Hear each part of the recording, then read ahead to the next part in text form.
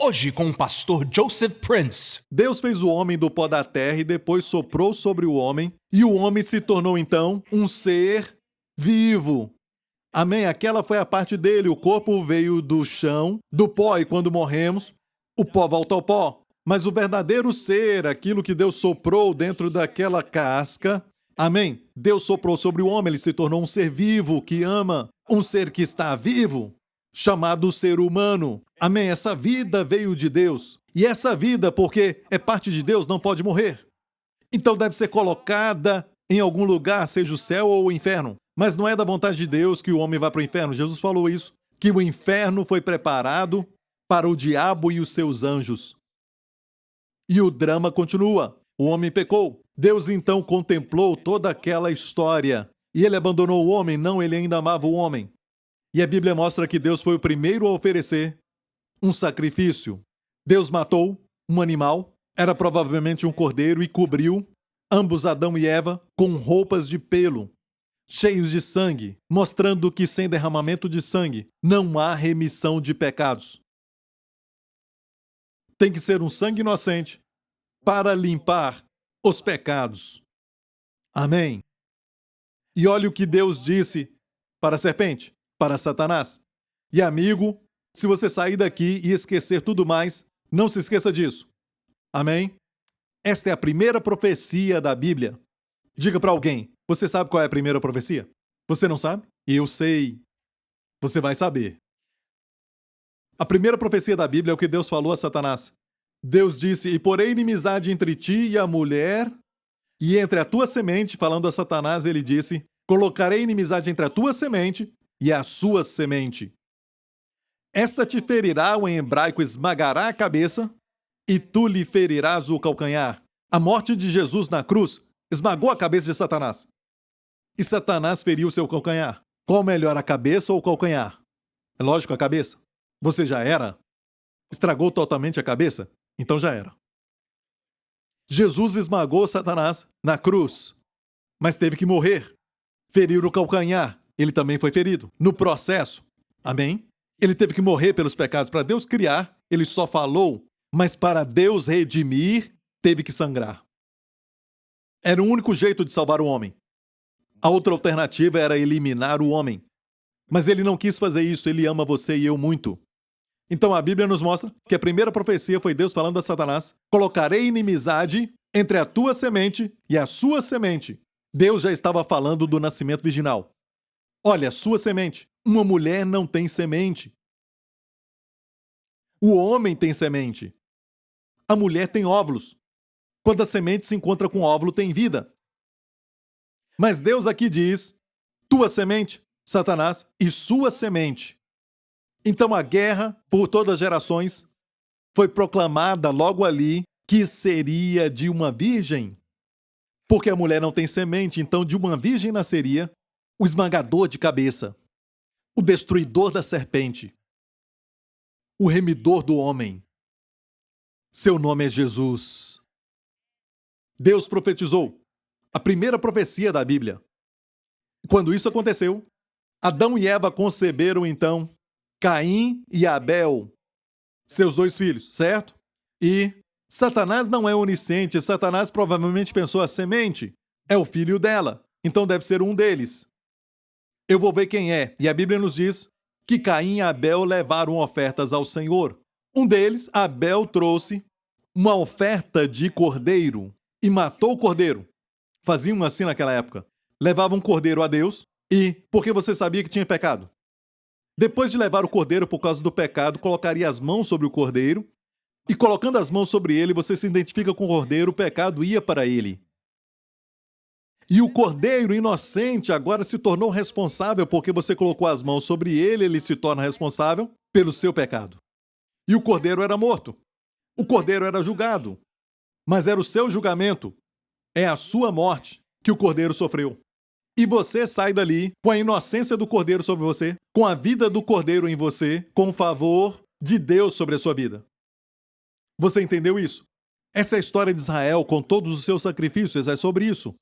Não é que o homem não é culpado, ele é culpado, mas Deus criou um caminho que não era um caminho perfeito, era um cordeiro que estava sempre pagando como crédito, que se paga com um cartão de crédito. Era como pagar até o pagamento verdadeiro chegar. Todo mês, certo?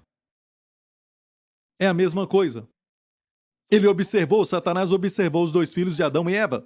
E Abel então ofereceu a Deus um sacrifício com sangue, dizendo: sou um pecador, só um sangue inocente pode lavar os meus pecados. E Deus lhe deu favor. Não sei como ele fez isso, mas talvez uma luz brilhou sobre ele, ele foi abençoado. E o seu irmão não trouxe esse sacrifício, mas trouxe simplesmente o fruto das suas mãos. Ele plantava e ele trouxe alguns vegetais, alface, brócolis, algo assim. Não havia sangue. É como se ele dissesse: sabe, eu não sou um pecador, não preciso de sangue algum. Eu trago os meus esforços e eu tenho boas intenções, Deus vai me aceitar. E a Bíblia diz que Deus o rejeitou. Talvez fosse como uma nuvem negra que veio e ele tentou se cobrir. Eu não sei como aconteceu. Obviamente, ele sabia e Satanás viu isso. Então, Abel ofereceu o sacrifício e teve o favor de Deus. O outro não recebeu. O que ele pensou? Esse deve ser a semente. Vou matá-lo. Ele fez que o seu irmão Caim cometesse homicídio, o primeiro homicídio na história. Fez Caim assassinar seu irmão. Olha bem, Abel não era semente. Isso mostra que Satanás não sabe de tudo. Deus sabe de tudo. Se você quer seguir alguém, siga alguém que sabe de tudo. Eu e você não sabemos de tudo. O termo é onisciente. Oni quer dizer tudo, ciente quer dizer saber. Deus é onisciente, onipotente e onipresente. Sabe de tudo, está em todo lugar e pode tudo. Siga aquele que sabe tudo, que tem todo o poder, que está em todo lugar. Ele estará presente em todo mês deste ano, amém? Amém? Não siga um perdedor, amém? Nem siga a si mesmo. O nosso entendimento é finito. O mistério do Natal é que aquele que é infinito entrou no tempo e se tornou finito. Aquele que está em todo lugar veio a um local em Belém e ficou em só um lugar, um bebê. O milagre do Natal é quando aquele, e a Bíblia fala de Jesus, que por ele todas as coisas foram criadas. Há somente um Deus, um só Deus, mas três pessoas divinas em um só Deus. Deus o Pai, Deus o Filho e Deus o Espírito Santo. Eles são um. Amém? E por isso a Bíblia diz: façamos o homem à nossa imagem. Um Deus e três pessoas divinas. É um mistério. Como falamos, existe o ar e existe o oxigênio e também a água. A água, por exemplo, se torna vapor. E também tem um ovo. Uma ilustração muito ruim. Tem a casca do ovo, tem a clara e também tem a gema. Mas é um ovo. Vamos fingir que entendemos, ok? Nós não conseguimos explicar Deus. Mas é um só Deus e não três deuses. Deus é um Deus de amor. E também tem o fato que a Bíblia diz que Cristo fez tudo. E a Bíblia diz que tudo por ele subsiste. Tudo subsiste por Cristo mesmo. Quando Cristo entra no casamento, o casamento vai melhorar. Um casamento precisa de um terceiro. Seu nome é Jesus. Tudo subsiste por ele. E o milagre da encarnação é que aquele que segurou o mundo nas suas mãos agora é seguro por uma mulher. E ainda segura o mundo nas suas mãos. Por que ele teve que vir? Temos que fazer essa pergunta antes de responder. Por que Satanás queria destruir a semente? Por que Jesus teve que vir? Não se esqueça do Cordeiro de Deus. A ideia de colocar as mãos sobre o Cordeiro. Jesus veio para se tornar o Cordeiro de Deus, o último Cordeiro de Deus. O verdadeiro pagamento, do qual todos os cordeiros, os outros cordeiros eram uma figura, como um pagamento de cartão de crédito. Não é o pagamento final. Mas finalmente o Cordeiro de Deus veio e João Batista disse: eis, o Cordeiro de Deus que tira o pecado do mundo. Ele fez isso na cruz, amigo. E Jesus Cristo, quando nasceu, ele sabia muito bem que ia morrer. Deus o enviou para morrer. Deus não o enviou para viver uma vida ensinando moral às pessoas, as leis e estatutos. Não, não, não. Quando ele nasceu, a mensagem foi: eis, o anjo disse, anuncio a vocês que na cidade de Davi, em Belém, nasceu a vós nesse dia um Salvador, não um juiz, não um legislador, um Salvador. Um Salvador. Se está afogando, você não precisa que alguém passe e olhe e diga: ei, precisa de ajuda? Aqui está um livro. Como aprender a nadar. Siga a lei, você vai ficar bem. Não, você precisa de um Salvador. Posso ouvir um amém? Então ele nasceu para morrer, e no momento em que Maria estava prestes a dar à luz, eles foram para uma hospedaria e não havia lugar para eles na hospedaria. Olha, eu tenho uma mensagem que preguei há tempo atrás sobre hospedaria e falei sobre Maria e José porque os dois vieram de uma linhagem que a Bíblia nos mostra que era a linhagem de Davi, o rei de Israel. Os dois vieram de filhos diferentes de Davi. José, marido de Maria, veio da linhagem de Salomão e Maria veio do filho de Davi, Natã. Os dois eram de Batseba. Os dois, aquela casa que depois se tornou uma hospedaria, era, na verdade, a casa de Davi, que Davi herdou dos seus avós, Ruth e Boaz, em Belém. Então aquele rei Jesus voltou para a casa da sua família. E não havia lugar para eles na hospedaria. Por que não havia lugar para eles na hospedaria? Escute bem isso. Não havia lugar para eles. Mas por que não havia lugar para eles? Eu acho que olharam para eles. Pareciam pobres. Nenhum sinal de riqueza. Maria grávida em cima de um jumento. José então perguntou: você pode nos dar um quarto? Havia lugar, mas não para eles. Então, foram colocados no estábulo, tudo planejado por Deus, e naquele lugar Maria deu à luz ao seu primogênito, e ela o colocou em uma manjedoura. O que é isso? Muitas pessoas não sabem. Ele nasceu e foi colocado numa manjedoura. Se você for a Israel hoje, vai ver uma manjedoura de 2000 anos, e aqui está uma foto de uma delas, uma manjedoura feita de pedras. Ali Maria colocou alguma palha e panos e colocou o bebê Jesus. E olha para a direita, o que é na direita? Muitos já foram a Israel e sabem que é o túmulo de Jesus. A sepultura que era de Jesus e está vazia. Olha que é feita de pedras, cravada também numa pedra.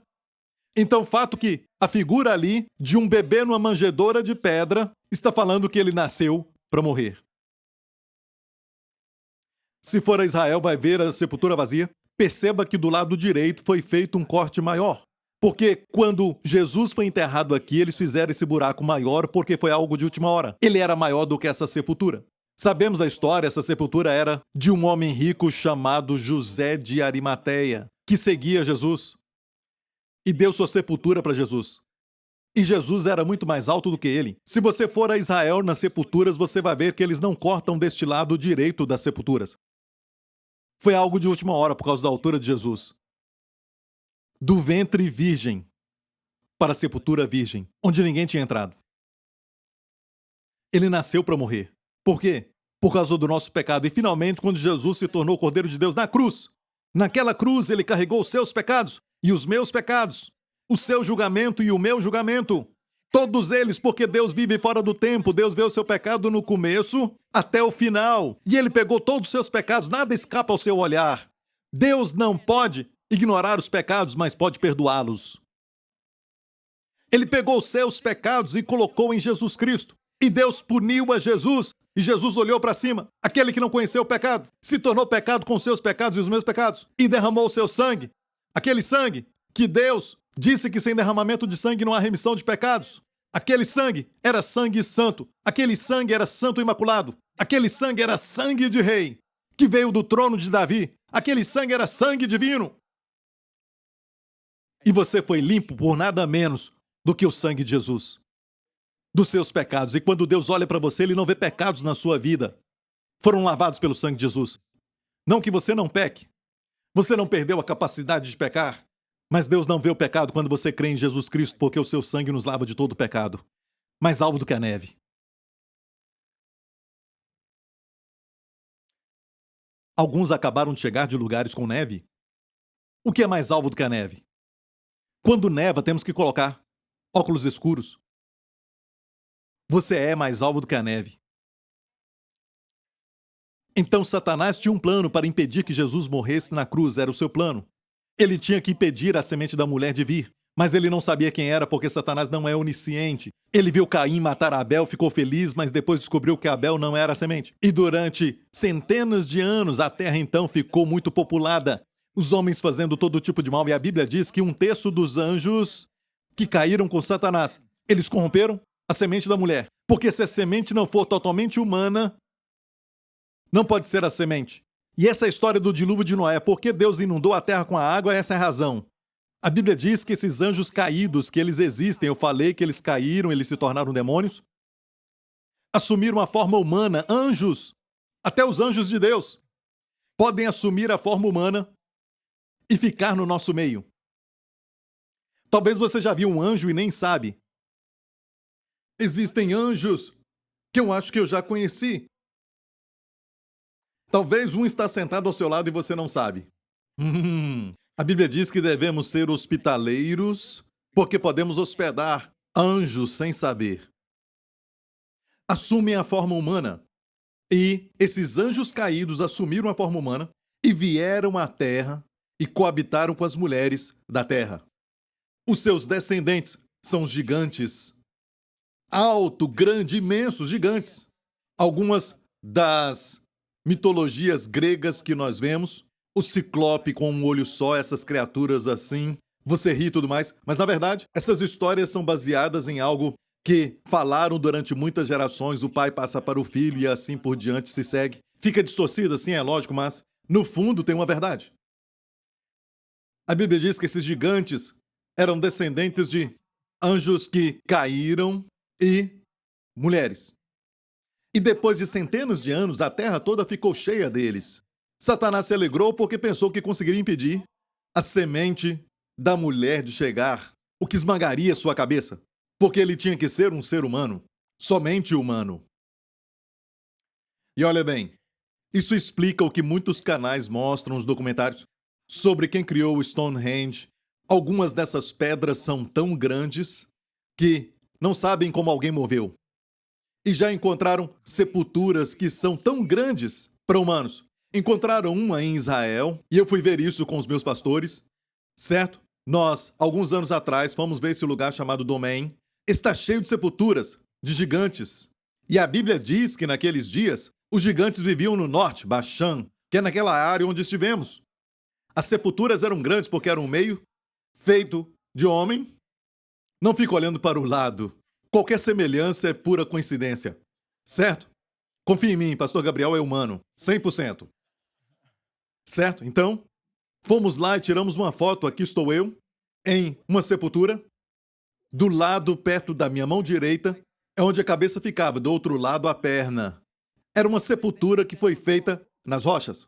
Era grande assim, olha, Davi e Golias. Golias era um remanescente dos gigantes. O que aconteceu com a terra depois de centenas de anos? A terra ficou cheia de gigantes. E somente alguns seres humanos puros ficaram. A exceção foi Noé e sua família. A Bíblia diz que Deus achou Noé perfeito em suas gerações. Não perfeito como nós pensamos, um homem perfeito. Não, isso não existe. Perfeito é a palavra hebraica tamim, que quer dizer de descendência humana pura. Não havia mistura no sangue. Ele era 100% humano. A terra ficou cheia destas criaturas, meio humano, meio anjo, e Deus trouxe o dilúvio para destruir a terra, para preservar a raça humana. E Deus preservou a Noé, sua esposa, e os 3 filhos com as esposas. Certo? Estou certo? Adão e Eva eram um. Depois de centenas de anos, a terra ficou cheia. Agora só um casal 100% humano ficou e Deus decidiu preservá-los pela arca. E Deus trouxe o dilúvio sobre toda a carne, porque toda a carne estava corrompida, a Bíblia diz.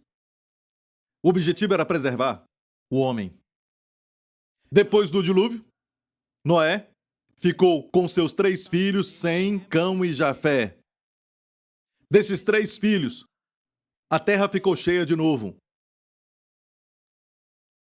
Então o diabo não sabia. Uau! Ele tentou corromper toda a humanidade, mas a terra ficou cheia de humanos. Quem será a semente da promessa? E Deus escolheu um homem chamado Abraão. E de Abraão, o diabo viu isso, Abraão foi escolhido. E rapidamente, ele então trabalhou imediatamente para parar a semente. A história de Sara e como Sara foi quase impedida de produzir a semente, Abimeleque. Mas Deus impediu. Então de Abraão e Sara nasceu o povo judeu, a nação de Israel. O diabo não sabe quem, mas de todas as nações ele sabia que era de Israel. O Messias, o prometido, tinha que vir da nação de Israel. Ele seria um judeu. O diabo sabia disso. Ele começou a atacar isso, trouxe os filisteus para atacar os judeus. E a Bíblia diz que aconteceu de novo. A união de anjos e mulheres, depois do dilúvio. Dessa vez Deus não usou o dilúvio porque ele falou que não faria isso de novo. Deus levantou a nação de Israel e pessoas como Davi os matou. São chamados de Anaquins, Refaíns, os gigantes. Golias era um deles. Tinha mais dedos nas mãos e nos pés, a Bíblia diz. Eles eram muito mais altos do que os humanos. Eram mais altos do que todos os seres humanos. E Golias foi morto por Davi. Deus levantou essa nação para destruir os gigantes conhecidos como Anaquins e Refaíns. Mas olha isso. O diabo tentava saber quem em Israel seria aquele, o prometido. De repente, fixou em Davi a escolha de Deus para ser rei. Ah, deve ser ele. Por isso, todo problema que teve com Saul e os ataques contra Davi começaram. O diabo pensou que ele era a semente. Não, ele se tornou o progenitor da linha real, pois foi escolhido por Deus para ser rei. Da casa real de Davi, da linhagem de Davi, veio Salomão e foi passando. E de fato, uma certa vez, o diabo tentou destruir o herdeiro, que na verdade eram bebês, quando o tatataraneto de Davi era somente um bebê, e o diabo atacou o palácio. Aquele bebê foi então escondido. Era só um bebê. Mas depois aquele bebê foi revelado, como Jesus um dia, que está agora escondido, mas vai ser revelado à terra, para reinar sobre a terra. E depois, passando por várias gerações, toda essa linhagem real de Davi, em Judá, e este rei Jeoiaquim foi um rei muito mau.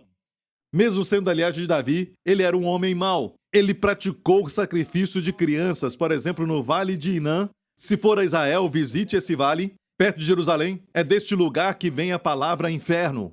Ele fez estátuas deste ídolo de bronze, segurando as mãos assim, feito de bronze, com buracos nos dedos, e esquentava um fogo e ficava tão quente que chamas de fogo saíam dos dedos, e quando estava quente, batiam os tambores, e as mulheres chegavam com seus bebês pequenos, recém-nascidos, e colocavam sobre aqueles braços, matando aqueles bebês, oferecendo ao seu ídolo. E batiam os tambores fortes para as mulheres não ouvirem o choro dos bebês. Esse rei era malvado assim, Jeoaquim.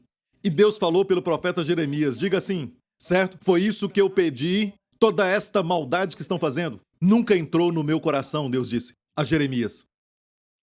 O que ele fez foi tão terrível que o seu filho, o seu nome é Jeconias, filho de Jeoaquim, Jeconias, a Bíblia diz, vai ser amaldiçoado. Deus amaldiçoou a linhagem real de Davi. E aqui está. Assim diz o Senhor, escrever que este homem está privado de filhos. Privado de filhos não quer dizer sem filhos, quer dizer sem herdeiros para continuar no trono. Se era privado de filhos, então como? Diz que os seus descendentes não prosperarão para se assentar no trono. Ele tinha descendentes. Ou seja, a maldição era, ele não terá herdeiro. E foi verdade. Ele foi o penúltimo rei, antes do rei Nabucodonosor, entrou e destruiu o templo. Mas olha isso, no momento que ele pronunciou a maldição da linhagem de Davi, que não teria mais herdeiro, de Jeconias, adivinha? O diabo se alegrou. A linhagem real de Davi parou por causa da maldição? Estou certo? Não é isso? Eu creio que nessa hora, Deus chamou um anjo e disse, olha isso. Aí então chegamos na história de José e Maria, olha isso. Temos a história de José e Maria, mas uma maldição na linhagem. Jesus então nasceu de Maria, que era a noiva de José. E a Bíblia diz que ela não tinha nenhuma criança. E o sinal dado a Israel foi este, em Isaías 7, diz, portanto, o mesmo Senhor vos dará um sinal. Eis que o quê? Eis que o quê? A virgem conceberá e dará à luz um filho, e chamará o seu nome Emanuel, que quer dizer Deus conosco. Uma virgem, pela primeira vez, uma virgem, daria luz a um filho. Maria era essa virgem, tinha 14 ou 15 anos, se casava com essa idade naquela época. Ela não era casada, ela era virgem, ela era noiva de José. E tanto José como Maria, a linhagem dos dois chegava até o trono de Davi. Se você olhar na genealogia de Mateus, você vai ver que José, o marido de Maria, sua linhagem, vai até chegar em Salomão, filho de Davi, filho de Batseba. O outro filho de Batseba era Natã. Vemos a linhagem de Natã, filho de Davi. Então, a linhagem de Salomão chegava até José, José, que era marido de Maria, e da linhagem do outro filho de Davi, chamado Natã, filho de Batseba, a linhagem chegava até Maria. Olha isso agora. Se Jesus requer o direito do título, e se ele fosse, na verdade, fosse nascido do sangue e da carne de José, ele não teria direito a nada. Sabe por quê? Porque havia pecado no sangue de José. E não só isso, mas uma maldição na linhagem. Estou certo? Jesus seria um pecador, não poderia reinar. Mas, na verdade, ele não era o filho de José. E José casou com sua mãe, portanto, se tornou legalmente o seu pai. Então ele teria o direito legal para reinar sobre Israel. E não ter aquele sangue com aquela maldição.